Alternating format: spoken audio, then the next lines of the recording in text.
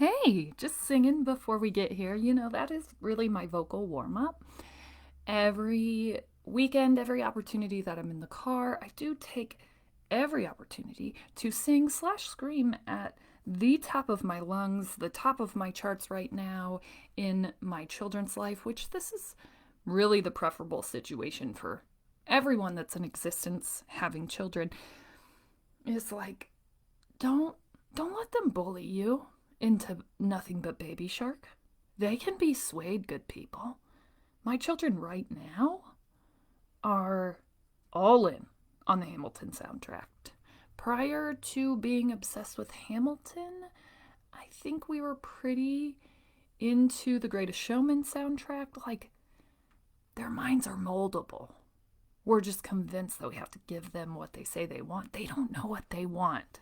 Parenting hack number one, right?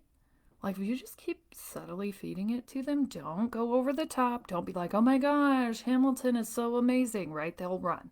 They will run. If we just keep bringing it up, keep making that decision, keep putting it on, okay, and listen, maybe you shouldn't take parenting hacks from me because I'm pretty sure that my kids sing slash scream multiple naughty words. They don't understand that they're bad words. Some of them they do. Most of them they must not because they sing them and they don't get a red face after doing so. But maybe don't take this advice from me, but I am saying, like, you can put on whatever music you want. You're the one changing it. I refuse. I refuse to give in. I refuse to listen to music that I don't also appreciate. So the kids, they listen to the same things I listen to. And as a result, we have epic car sing-offs. It's actually one of the things that one of my friends put on my tote. This is something that has been true to everything that I've ever known about myself and my husband, was like finding someone I could sing in the car with. Life goals. Listen.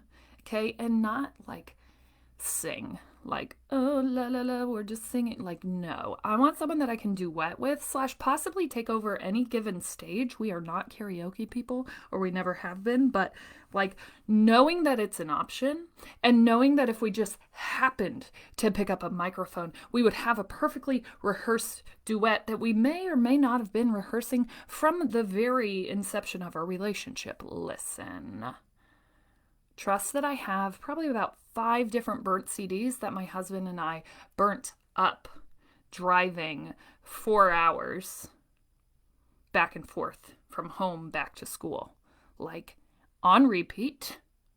Songs including Kelly Clarkson and Jason Aldean. I can't think. Oh, Whiskey Lullaby. Come on. So sad, but so epically duettable. Okay, anyways, that's like a complete derailment. I will say that one of my friends made me a tote and it said singing in the car, because that is not just true to my husband and I's relationship. Every single car ride, we generally have probably about an hour minimum where we're just singing. Then, now that we have children, this is like a practice in the vehicle. So we can be found right now in vehicles in the area that we live in, blasting the soundtrack to the Broadway musical Alexander Hamilton. Okay? We sing every word. The girls have like their own seat choreographed instances of the song. We're here for it. Anyways, that is not my great thing, but that is a great thing to know that about myself. For a little while, I kind of shied away because I'm like, oh, I don't want people to see me in the car singing. How embarrassing. And then I'm like, no, how embarrassing for them. Like, sorry you don't sing in your car. Sorry you're not happy enough. Sorry you don't have an amazing voice like I do. Sorry you don't have an amazing, like, pretty sure that we could start a family band. Okay, sorry, not sorry. Love you. Love everything that you're about. But, like, I can't stop being me because it might make you feel weird. I'm not going to. Love you, but this is something, this is the truth. This is what we're about. I need to get back to snapping more of those. We just haven't been in the car as much due to COVID, I think. Yes. Anyways, here we are. My great thing, we're going to go ahead and ground ourselves in our greatness. Sorry for the distraction, but like seriously, singing in the car is where I Jones. Okay?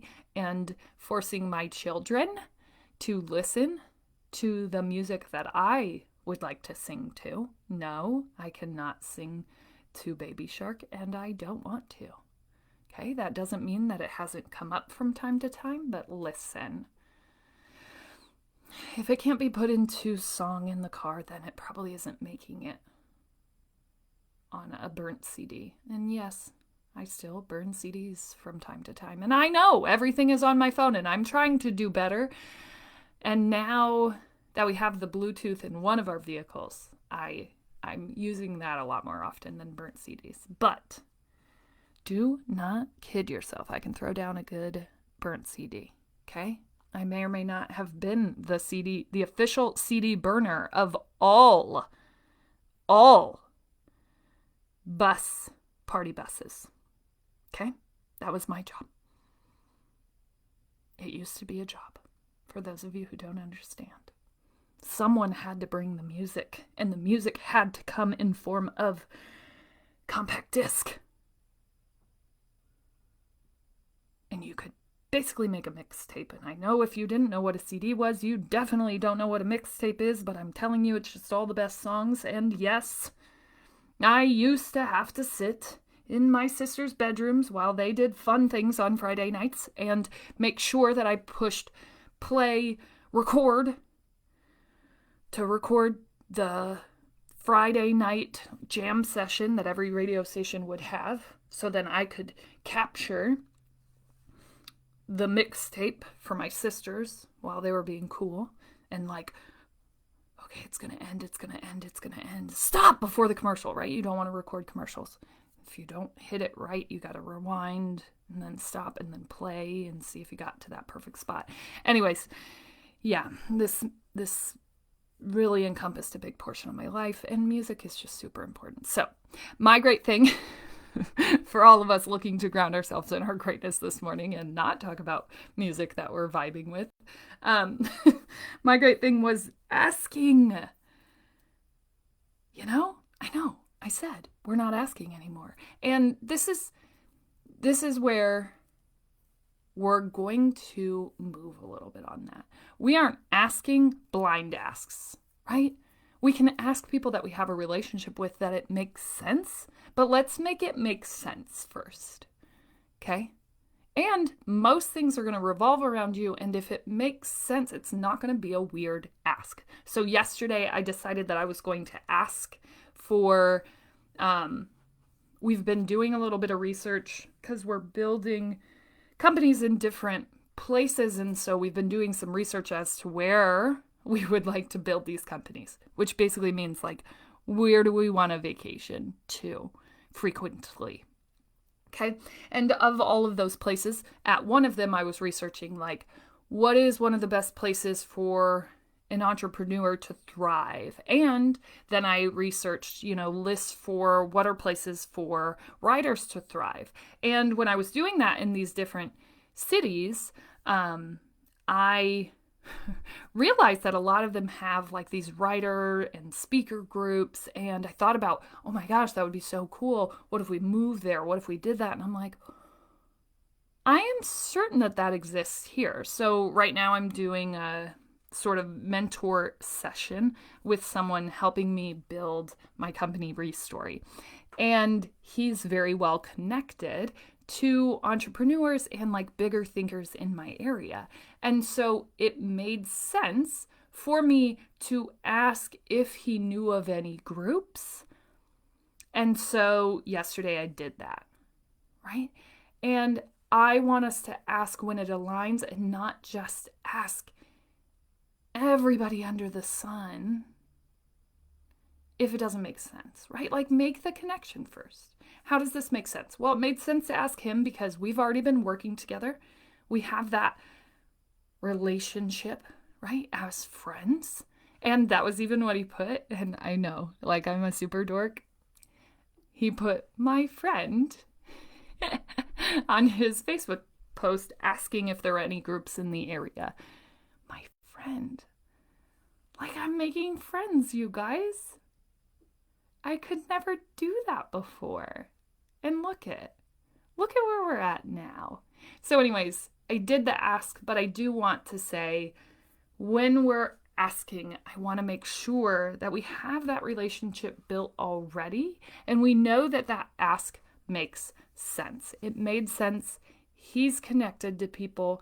He knows a lot of people in this area that I don't. And as a result, ding, ding, ding, guess what? I think that hopefully I make another friend. And I met someone who has recently published a book, and she lives in our area, so we're actually going to meet next week, which is awesome, right? And so what's the payout of that?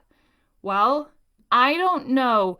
Does it hurt us to have relationships with people, to work with like-minded people who are doing similar work as us? Does that make sense? Yeah, it makes all the sense. Like, really think about it. You and I was convinced for a very long time, and maybe I had to be early on because I wasn't ready for people to meet me in that state, right? But like, I used to think that entrepreneurship is just lonely and low and you have to do it alone, and portions of it you do, right? As you find yourself, as you find your footing. But once you get to that place, like, find those people. It really is no different from what you do in a workplace, right? In a workplace, you're going to meet with the people who you work on the same projects, right? Yeah, that's how departments happen. So in your department, you have people who are like-minded. Why? Well, synergy and like people's connections and their ability to like bounce off of each other. Big stuff, big stuff. Okay? That is meaningful. That helps us grow, right? How cool. And so, one, the great thing, asking, and knowing that it was an aligned ask. And I think that that was really important. Knowing that this wasn't like a cold relationship where I'm like, hi, I'm Hannah. This is what I'm about, and this is what I need. And I want to get more comfortable with that. I'm just not ready for that harsh introduction yet. And I'm working to develop in different communities that I engage with to develop comfort with that. I think it's kind of an Iowa nice thing where we're like, don't be weird. But like, can we get more used to asking? And I'm working on that. I know we're all working on that. I like the ask to be aligned if we're going to do it at all. I like to just attract things. But knowing that sometimes if we know what we're looking for and we know who's important to ask, who we already have in our lives that we can ask, that may lead us somewhere, then I think it's important to do that. So that's my great thing. Go ahead, take time for yourself. Make greatness a part of what you do. Just do it. You're not going to regret it. Oh, I really regret how confident I became as a result of practicing that. I don't like that. I don't want to do that. Okay, then don't. Then don't do it. But if you want to, let's go ahead. Let's increase that. Let's engage those muscles. Let's build that foundation of greatness so that the only way to go is up on ourselves. Because come on, you're beyond worthy. Okay, so today is big words. Big words. And I think for the longest time, for at least 3 years, I've been saying big words to myself, but then practicing what big actions align with those big words. And I'll tell you, if you don't have big words, that's okay too, right? But like, if you're going to throw around big words, big dreams, big life, and you absolutely should, because I am no longer at all convinced that this world does not open for anyone willing to ask. You just have to ask We just aren't great at asking. But we're working on it, right? We're working on it. When it makes sense, when we know what it's aligned with. Let's stop casting the net so big and so wide as if, like, we're scarce and we don't know. We just want everything because we're really nervous that maybe we don't know. Like, no, let's know. And then ask in alignment with those things. I'm good with asking as long as we know what we're asking for and who we're asking and why. Like, why do I need a writer friend? Well, it would just be nice to see how a writer thinks and what they do and how they deal with that and struggles that they have and successes they have. Like, cool. I want writer friends. I think that's cool. I think that's a cool network of people. Okay. That makes sense. One of my goals is to write a book. Not only to write a book, to write a New York Times best-selling book. Okay? Those are big freaking words. And guess what has to come with big words? Big actions. And for a good portion of this story, I think I was saying the big words. I was ego driving the big words and like trying to get myself there as fast as I possibly could, stepping on and over anyone possible, trying to make that happen on my own timeline. And when I was going on my own timeline, there were a lot of tears in that first season. I got shut down a lot, right? Because it was all ego. It wasn't truth. It wasn't real words. It was real big words with real big ego. And I wasn't really working in the direction of helping people as much as I was working in the direction of helping myself get where I wanted to go. Right? On my timeline. That was all that was important. Hanna wants to write a book. Cool. That's a big word. Cool. How do we do that? How do we do that tomorrow? Because I don't want to wait because my ego would hurt and suffer if I had to be at this for the rest of my life. I can't do that. Nope. And so in that season, I was saying big words and I was taking big action, but it was with big ego and it was not aligned with who I wanted to be.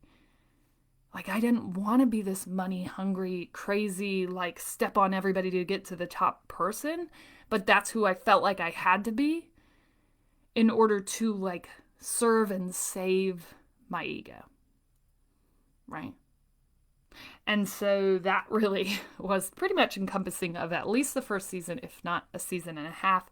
And then I shift into this like moment of still claiming big words. Like, we're not going to back down from those. We know that those are the things that we want, but not taking big action, falling all the way back, breaking that ego all the way down. And like, here's the thing.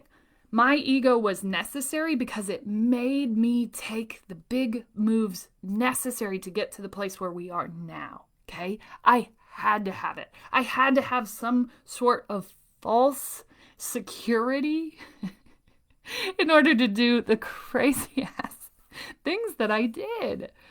Those were crazy decisions to make, right? And ego really led that. And so I'm thankful. You need that person, no question. Okay? Then we completely break free from ego. Bye. It's gone. And we move into this place where we're still claiming these big words, but we're letting go of big action and big risks. And we're just hanging out and trying to center ourselves on who it is we even want to show up as in this world anymore. And there's this funny thing about losing your ego. It really breaks down everything that you think you know, right? And we know that the term I know shuts us off from possibilities, and my ego had overused, misused, abused even the term I know. And we went through a very long season of dismantling that idea, thinking that we knew ourselves when we really didn't. And so that spent a good portion of time of just breakdown. The breakdown and complete restructure of a human being. And now, right? Now we can get back to big words and big action, which still includes ego, right? But for me, it's like ego and alignment. We're still going to have to lean on ego once in a while because ego, oh, she's good. She pushes, right, me to ask questions of people that I would be scared to ask. She's just like, nope, this is why this makes sense. Go do it, right? And you are going to need her, okay? Because she's going to boost you up right before you step on the stage and you're just like, oh my gosh, I can't do it. I'm not going to do it. And then ego is like, oh no, sister, you were born to do this. We're doing it. Let's go. Come on. Big words, big action, big risk. And are you going to fall? Oh, yes. You are going to fall and people are going to say no. But we still got to do it, right? If we want big things, and most of the things that you're writing on your dream list, if they don't scare you in some sense, then we didn't do it right. I need things that turn your stomach a little bit, okay? Otherwise, they're not big enough. And like, listen, I am reading a book right now on saying your dreams and then timesing that by 10. Thinking astronomically bigger than you're thinking even right now. So if it's just turning your stomach, that might not even be enough. I'm trying to decide according to this book, okay? But for real, it should make you a little bit nervous. If it doesn't, it definitely isn't big enough. And I don't speak from someone not knowing. Like, literally, the reason that we even started this podcast was because I had dreamt dreams way too small, but I had dreamt them from a valley, so don't mind me. I was like a broken down human being, and I felt like I had to dream as safe as possible in that moment. Okay? So, I know what it's like to dream too small, to put a safe list down because that's where you need to be. And for some of you, that is where you need to be right now. Okay? That's fine. But when we get to a place where we have safety and consistency and we have all of those things built in, we've built ourselves up to that place, right? Because I had to recover from that broken down place. That didn't happen overnight. I said those dreams at 18. I had to work my way into this smaller, safe, scarce world. And I had to work my way out of that in order to get to a place where I could dream big and bold and not turning scary things. I had to get to a place where I could say bigger words. It doesn't just happen. You can't just say big words right now and not start taking at least small action towards them. And the beautiful thing is, like, it snowballs. This teeny tiny little action, this starting of just pushing record and never publishing anything, rolls itself into finally gearing up enough mustered courage to put something out there, even if everyone tells you that it's terrible and that your title sucks. Like, it's okay, right? Because you're going to just gain momentum by just continuing to do it. And eventually you're going to be like, okay, well, let's go.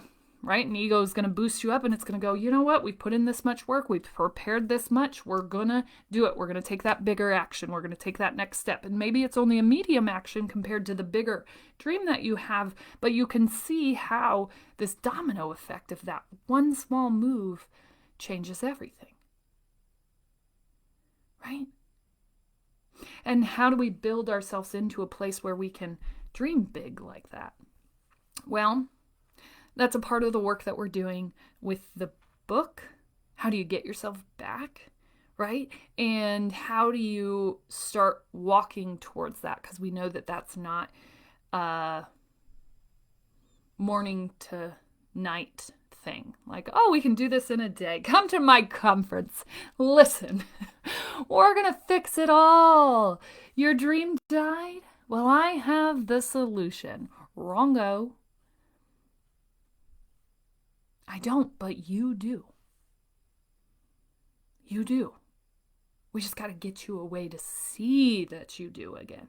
Because a lot of us just get broken so far down that we forget how possible everything we want is. And we just forget to ask, really. You know, I was describing yesterday what my book was about, what the premise was, what this project was, what I wanted it to become. And I realized that it all just stems from this want for people to see how capable they are again. Because I had convinced myself that I deserved a life that was just fine because I failed to do what I set out to do. And I felt like that was the life that was prescribed to me because of my inability to live up to that initial dream I had. Like, what a sad thing.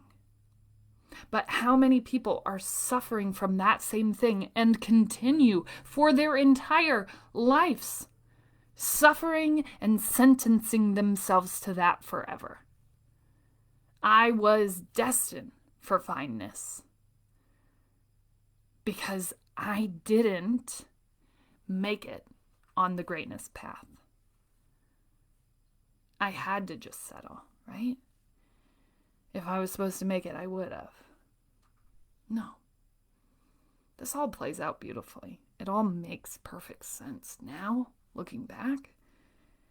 But it would have been something that I would have continued to suffer with if I hadn't forced myself to say those big words, to sit in the car with my husband and say the word empire, and then both of us get sick from those words. And then take big risks according to that, fall big, hard, miserably in front of everybody, continue showing back up and doing it anyways, rebuilding, completely falling out as a human being and not really talking to anyone until I was ready to be the human that I wanted to be, until I knew the kind of human that I wanted to be. Right? And then we can start testing and seeing, right? Maybe we have to fall back again. Maybe we don't get it quite right. But maybe this time we don't have to fall all the way back into like a year-long solitude of silence and loneliness. Maybe we only have to fall back for a week. Maybe we only have to fall back for a month. Like, for goodness sakes. But like, we are saying big words. And now we're in a place to take big action. And that feels amazing. And trust that that did not happen overnight. And trust that we have said these things before. But never have I held myself accountable for the impeccableness of my own word to my own self. And so here we go. And you know what?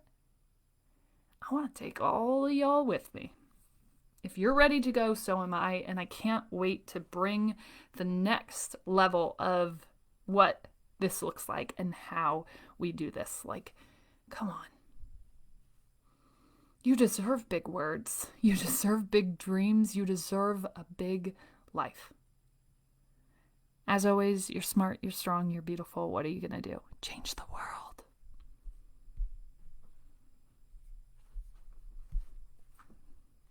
Goodbye, my good friends on the book. It's great to see you.